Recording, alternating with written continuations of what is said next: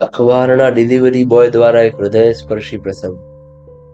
Ordering the sound of knocking. મેં જે ઘરોમાં અખબાર પહોંચાડ્યું ને તેમાંથી એકનું ટપાલ પેટી બંધ હતી, તેથી મેં દરવાજો ખખડાવ્યો. અસ્થિર પગલાઓ સાથે એક વૃદ્ધ માણસ શ્રી બેનર્જીએ ધીમેથી દરવાજો. મેં પૂછ્યું, સાહેબ, ટપાલ પેટીને કેમ બંધ રાખી છે? તેણે જવાબ આપ્યો કે મેં જાણી જોઈને તેને બંધ રાખી છે. એને સ્મિત કર્યું અને ચાલુ રાખ્યું કે હું ઈચ્છું છું કે તમે દરરોજ મને અખબાર પહોંચાડો. કૃપા કરીને દરવાજો ખખડાવો અથવા બેલ વગાડો અને મને રૂબરૂ આપો. હું આશ્ચર્યચકિત થઈ ગયો અને જવાબ આપ્યો કે ચોક્કસ, પરંતુ તે આપણા બંને માટે અસુવિધા અને સમયનો બગાડ લાગે છે. તેમણે કહ્યું, બરાબર છે, હું તમને દર મહિને વધારાના ₹500 નોકિંગ ફી તરીકે આપીશ.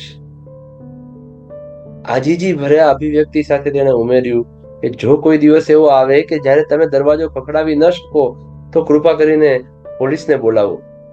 હું ચોંકી ગયો અને પૂછ્યું, કેમ? તેણે જવાબ આપ્યો, મારી પત્નીનું અવસાન થયું, મારો પુત્ર વિદેશમાં છે અને હું અહીં એકલો રહું છું. કોણ જાણે મારો સમય ક્યારે આવશે. તે ક્ષણે મેં વૃદ્ધ માણસની ધુમ્મસવાળી ભીની આંખો જોઈ.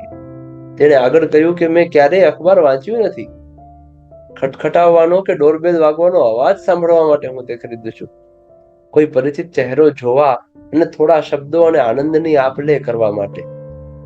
તેણે તેના હાથ પકડ્યા અને કહ્યું, યુવાન, કૃપા કરીને મારા પર કૃપા કરો.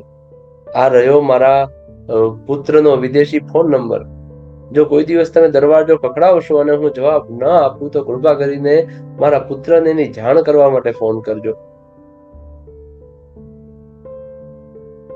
આ વાંચ્યા પછી હું માનું છું કે અમારા મિત્રોના વર્તુળમાં ઘણા એકાંત એકલા વૃદ્ધ લોકો છે. કેટલીક વાર તમે આશ્ચર્ય પામી શકો છો કે શા માટે તેઓ તેમના વૃદ્ધાવસ્થામાં હજુ પણ વોટ્સએપ પર સંદેશા મોકલે છે, જેમ કે તેઓ હજુ પણ કામ કરી રહ્યા છે.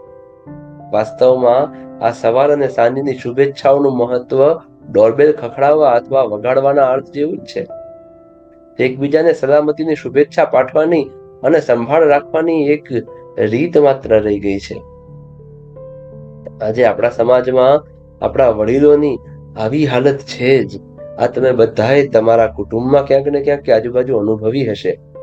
આજે પૈસાનો એટલો મોહ છે કે બાપ અને મા કરતા પણ એને પૈસા સાથે હોવાય વધારે ગ્રોથ લાગે છે. એટલા માટે કુટુંબ બુઢા વડીલ મા બાપને છોડીને પૈસા કમાવા માટે ક્યાં ને ક્યાં નીકળી જાય છે. આવા વૃદ્ધ, આવા વડીલો તમારી આજુબાજુ હોય તો ક્યારેક એમની સાથે સમય કાઢીને બેસો, મળો, વાતો કરો. તેમને ઘણું ગમશે. એ રોજ કોઈ પરિચિત ચહેરો જોવાની આશાથી જ જાણે જીવતા હોય ને એવું લાગે છે. કેવી લાગી તમને આ વાત?